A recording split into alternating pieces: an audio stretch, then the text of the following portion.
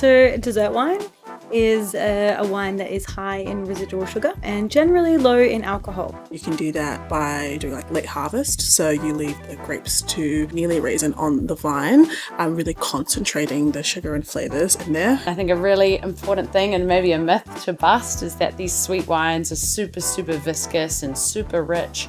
Often, of course, you want to balance that with freshness and acidity. Super important. To me, that's actually probably the most important for any sweet wine, that the acid is balanced. To me, a dessert wine is a wine that showcases some residual sugar. Interestingly, there's different way of making dessert wine. So we probably all know botrytis affected wine when you have the noble rots. Well, Botrytis cinerea is known as noble rot. It's actually a fungus, and if you looked at it under a microscope, it would look like tiny mushrooms growing over the skin of the grape. Botrytis infects the grapes, breaks down the skin so that the moisture inside can evaporate. So it causes the grapes to actually dehydrate. So we end up with very high sugar levels. And that's the reason why it's fairly intense. We wait for the botrytis to do its magic and concentrate to the grapes. And then it is able to retain its beautiful sweetness and its acidity. And then it's essentially pressed and poured into liquid gold.